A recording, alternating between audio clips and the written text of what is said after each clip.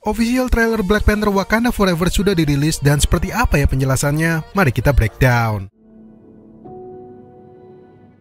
Rangkaian adegan pembuka yang menggabungkan montage antara situasi kehilangan T'Challa yang dialami oleh rakyat Wakanda dan di sisi lain menggambarkan Namor yang seolah-olah sedang melukis sesuatu yang kemudian diikuti narasi bahwa hanya orang paling hancur yang akan menjadi pemimpin hebat, seolah-olah ingin menggambarkan bahwa bangsa Atlantis bisa memahami kepedihan rakyat Wakanda yang kehilangan pemimpin mereka.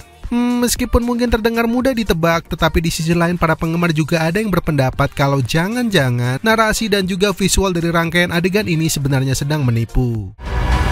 Salah satu yang menguatkan dugaan ini adalah pada lukisan yang sedang dikerjakan oleh Namor, di mana terlihat ada sosok berkulit hitam di sebelah kiri dengan posisi yang lebih tinggi, sedangkan di pojok kanan mewakili nenek moyang dari bangsa Atlantis. So, dengan demikian maka bisa saja hal ini menjadi tanda bahwa meskipun sudah berdamai, tetapi tak bisa dipungkiri bahwa pernah terjadi perang hebat di masa lalu antara bangsa Wakanda yang merasa lebih tinggi, kemudian menindas bangsa Atlantis yang dianggap lebih lemah. Sementara itu, lukisan Namor dan juga narasi yang diucapkannya pun dinilai bukanlah bentuk optimisme bahwa bangsa Wakanda akan bangkit, melainkan bisa saja melambangkan bahwa inilah saatnya mereka mengambil posisi yang lebih tinggi setelah Wakanda kehilangan pemimpin mereka, dan telah tiba waktunya bagi bangsa Atlantis untuk mewaspadai gelombang penindasan dari bangsa Wakanda, karena bisa saja pemimpin baru mereka berkomplot dengan dunia luar dan bahkan juga berambisi menaklukkan Namor dan juga rakyatnya. Pada beberapa deretan adegan berikutnya semakin menguatkan hal ini dengan penampakan kapal yang diduga sejumlah bocoran adalah bagian dari komplotan Dr. Doom yang berniat mengeksploitasi vibranium sebagai sumber daya alam utama dari Wakanda. Dan untuk itu tidak heran ya kalau kemudian bangsa Atlantis yang dipimpin oleh Namor melakukan penyerbuan karena mereka khawatir kalau eksploitasi ini dibiarkan maka juga akan berdampak pada kelangsungan peradaban dari bangsa Atlantis. Sementara itu kejutannya ternyata nggak berhenti sampai di sini karena terdengar penjelasan baku soal adanya legenda Kukulkan si dewa ular bulu, dan Kukulkan ini memang sudah disembah oleh bangsa Maya dan bahkan lebih hebat dari jenderal maupun raja. Dan seperti yang bisa ditebak bahwa sosok ini adalah Namor yang kemudian muncul dengan terbang menggunakan sayap di kedua kakinya.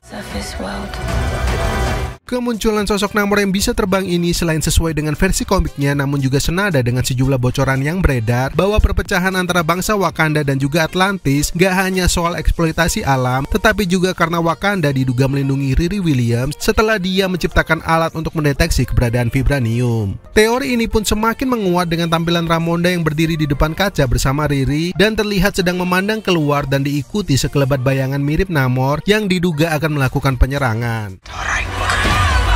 Selanjutnya tampak Ramonda yang berbicara empat mata kepada Namor soal mereka tahu mengenai apa yang sedang direncanakan, dan kemudian disusul dengan Ramonda yang berpidato di depan bangsa-bangsa yang diduga sekaligus menghasut agar mereka kompak melakukan serangan kepada sosok misterius yang dianggap telah kehilangan pelindung mereka. Masih belum diketahui ya teman-teman apakah ini maksudnya Namor yang sedang ditawan di satu tempat dan Ramonda mengajak PBB untuk melakukan serangan kepada bangsa Atlantis, ataukah jangan-jangan Ramonda sedang merencanakan serangan kepada musuh lain yang lebih besar. Selanjutnya kita bisa melihat lagi-lagi adegan Wakanda yang kebanjiran, disusul Shuri yang menangis histeris dan juga Mbaku di belakangnya yang seolah tegar meskipun terlihat juga masih merasa sedih. Well, sebenarnya udah banyak banget teori penggemar yang juga menjelaskan mengenai adegan yang juga pernah muncul di dalam teaser ini. Ya seperti misalnya aja ada yang percaya kalau Ramonda akan tewas di dalam banjir yang diakibatkan oleh serangan bangsa Atlantis.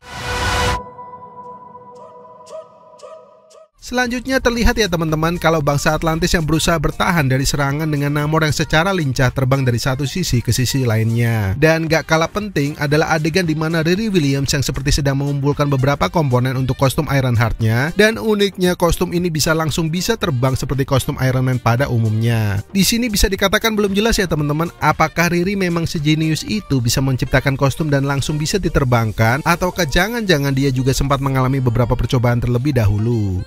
Selanjutnya yang ditunggu-tunggu pun akhirnya terjawab, yaitu bahwa sosok di balik kostum Black Panther berikutnya adalah seorang perempuan, dan secara mudah bisa kita simpulkan bahwa dia adalah Shuri, terutama kalau kita merujuk pada referensi komiknya yang memang mirip banget. Nah, fun fact-nya teman-teman, sampai saat ini belum diketahui apa keputusan Marvel hingga akhirnya membongkar sendiri kejutan ini setelah sebelumnya disembunyikan di dalam teaser. Nah, sekarang silahkan tulis pendapat kalian soal apa alasan Marvel membongkar sosok Black Panther selanjutnya adalah perempuan. Apakah karena mereka nggak mau kalau penggemar terlalu berekspektasi tinggi, atau jangan-jangan sosok perempuan di baliknya bukanlah Shuri? Dan seperti biasa juga, kalau kalian suka dengan pembahasan seperti ini, maka jangan lupa untuk subscribe Moviespedia sekarang juga dan nyalakan lonceng notifikasinya biar kalian gak ketinggalan informasi menarik lainnya seputar dunia film. Gue Adi pamit, tetap sehat serta semangat buat kalian, dan peace out.